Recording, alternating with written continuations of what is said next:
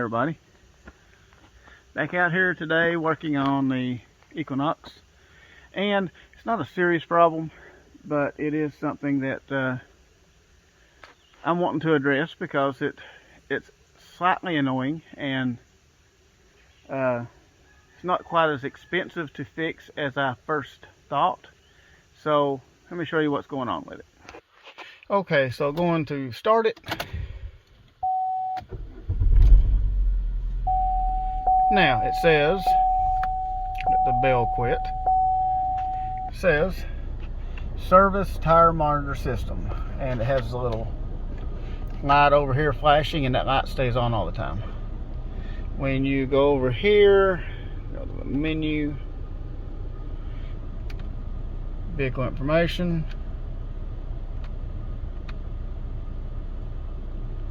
and it shows this vehicle has the tire pressure monitoring system, and it tells you your individual pressures in the tires, and one of them, as you can see, is not reading anything.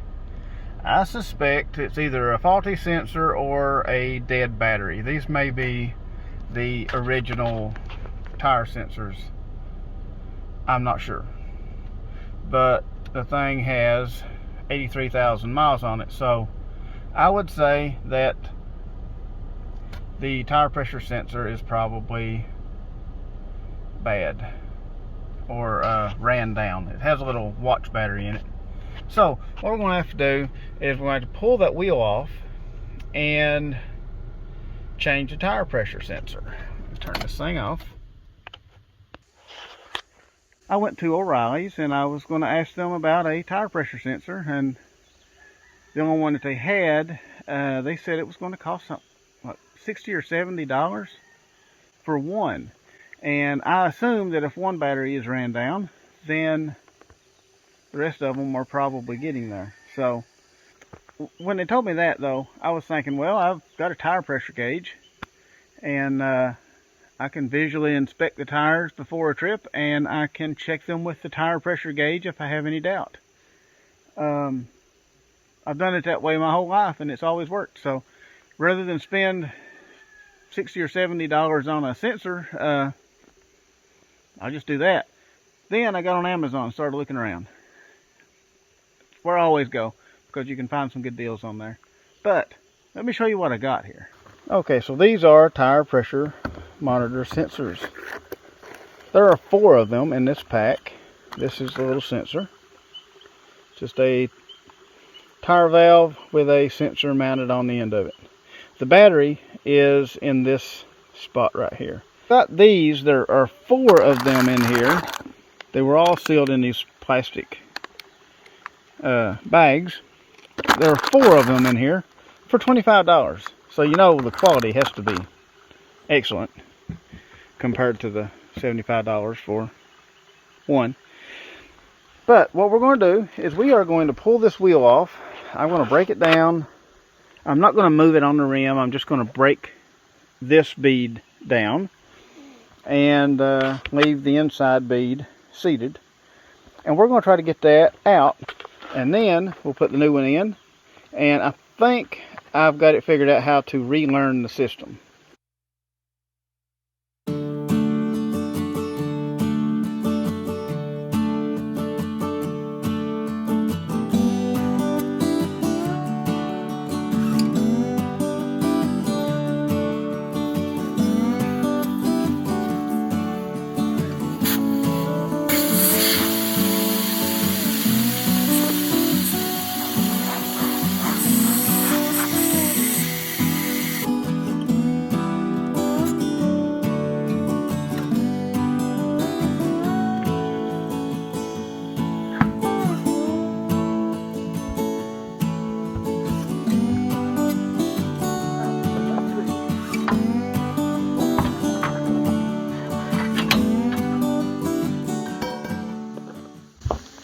There's the tire sensor. It looks actually identical.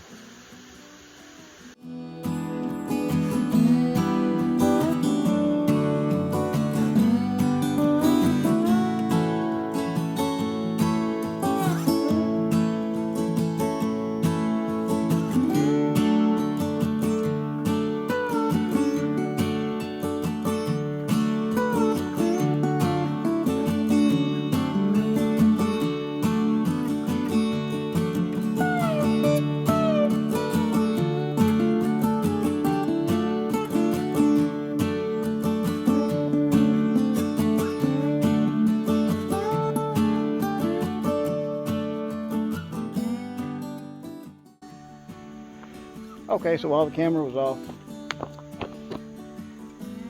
I managed to get it out. I took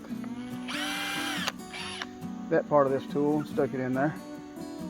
Turned the drill on. It spun the, just spinning that screw and everything. But it spun the whole thing. And it's continually spun it until it fell through. It burned itself through. You can see it removed a little piece of rubber. But even though it's not reusable, it's out.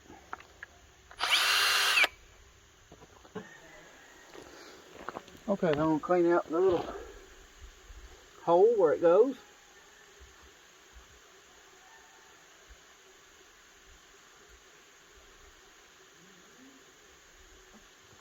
And on the inside. That way maybe it'll seal. Here we have our new one. Now to get that in, it needs to go folded back against the rim like that.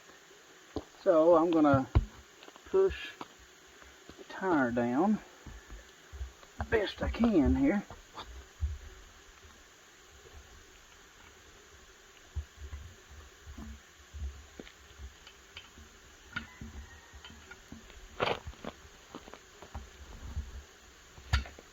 Okay, there we go.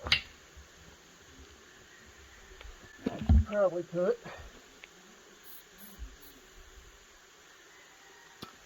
something to make it a little slick on there.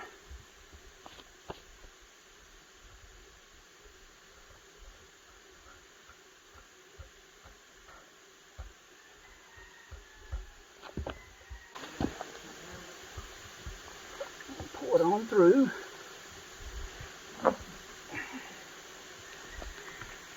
There it is. Okay, you can see the valve stem is in there. You can see the sensor right there. Okay, I think we are about ready to try to air this back up. Okay, I've got a big compressor, but I'm going to try this one and just see what it'll do. I've used this several times, but not for seating a bead on a tire. I'm just going to see what it does. I like this thing. It works good for a jump box and an emergency air compressor.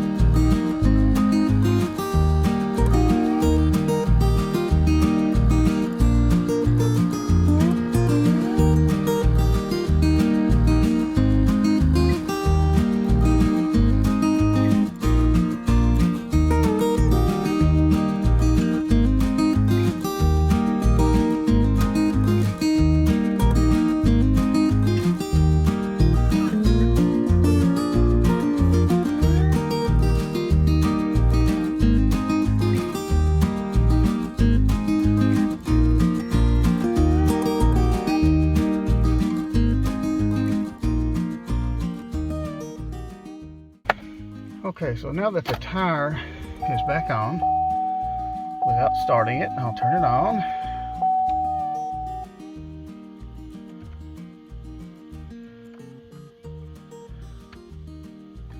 Okay. They say you're supposed to hold the set clear button for a few seconds. Are you sure that you want to relearn? And I just arrowed up, and then I think it's the set. Okay, it just honked the horn, so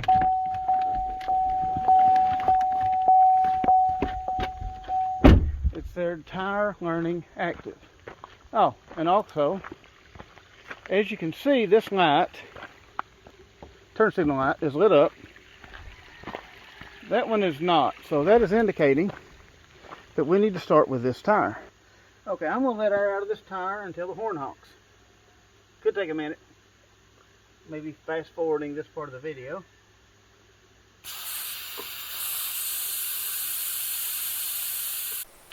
Okay, this is future me cutting in here. Now, this procedure may work on some vehicles, some older vehicles maybe, but on the 2012 Equinox, the procedure of letting the air out of the tires to set the TPMS system does not work, at least on this particular vehicle. So, um, I guess I wasted my time, so you don't have to. The next scene, I'll show you what you need to do to actually set the system up. All right, so it's been a few days.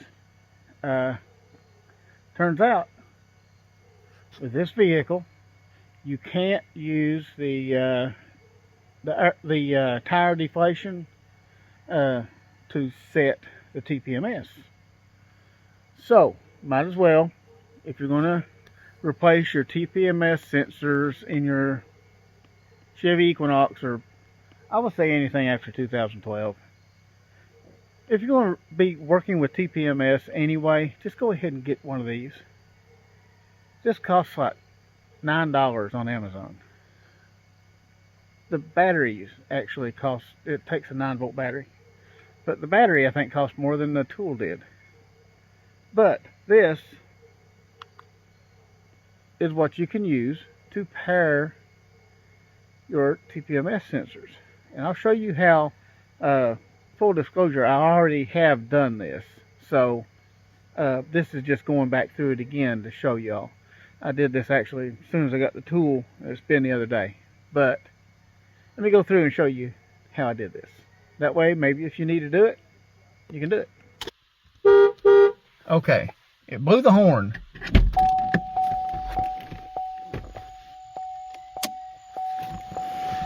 Okay,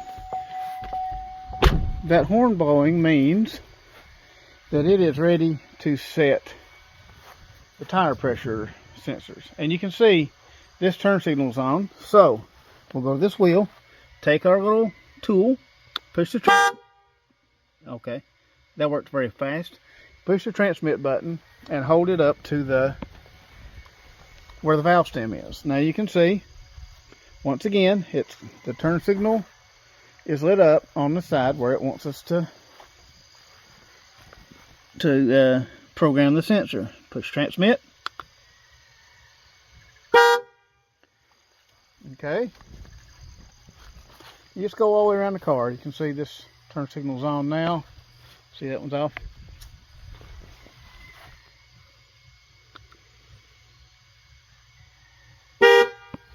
Okay.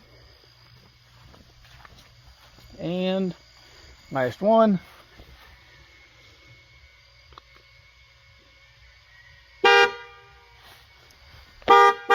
Okay, when it blows the horn twice, that means it's done. And then when you look at the tire pressure monitor, it will tell you exactly. Well, I don't know how accurate these really are, because I used my tire pressure pump that automatically kicks off when it reaches the set pressure. I had it set at 36. And you can see there is no 36 on here. But you have 35 on the front, 37 on the back. It tells you within a couple of PSI. So it should be good enough to let you know if you have a problem. But anyway, yeah, that's it. Yep, I guess that's the whole procedure. You just go through what I just did, and you have your tire pressure monitor system set up and ready to go.